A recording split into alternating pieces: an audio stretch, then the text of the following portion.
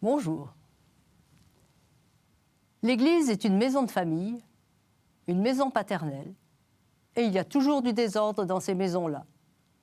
Les chaises ont parfois un pied de moins, les tables sont tachées d'encre, et les pots de confiture se vident tout seuls dans les armoires.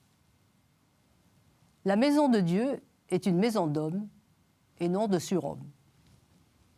Il ne s'agit pas d'un extrait d'une lettre de saint Paul, mais d'un texte de Bernanos. La maison, centre de la société gréco-romaine, est considérée par Paul comme le cœur de la communauté que le Christ rassemble.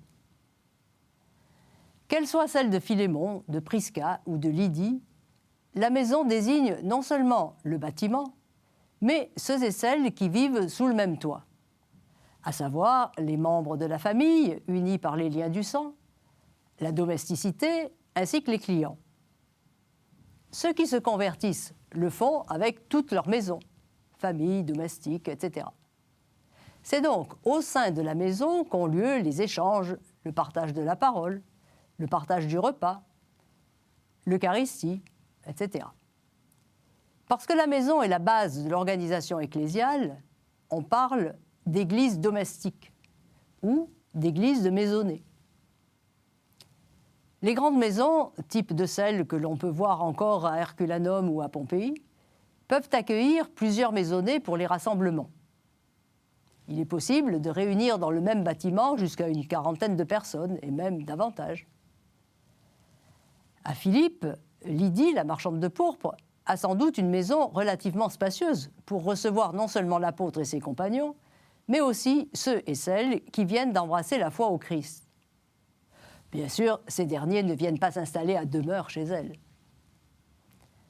À Corinthe, les chrétiens se réunissent par exemple dans la maison de Gaius qui y reçoit toute l'Église, c'est-à-dire tout chrétien, quelle que soit son appartenance sociale, et aussi l'ensemble des différentes communautés chrétiennes vivant à Corinthe, dans les années 50, à l'exception de celles qui se réunissent à Sancré chez Phébé. À Éphèse, les maisons particulières sont spacieuses. Une quarantaine de personnes s'y rassemblent. Elles sont à étages avec chauffage et approvisionnement en eau, sans fenêtres sur rue, mais avec des puits de lumière sur les toits.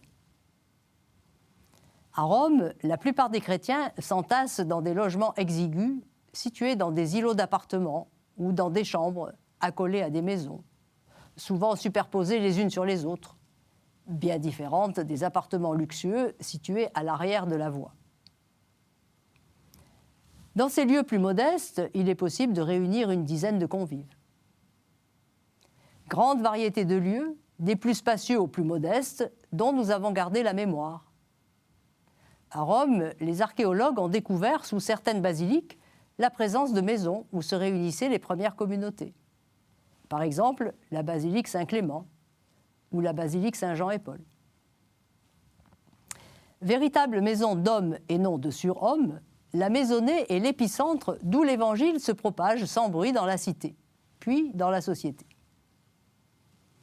De nos jours, dans un monde qui tente à s'éloigner du christianisme, la demeure privée et la cellule familiale des premières communautés interrogent nos pratiques. À bientôt!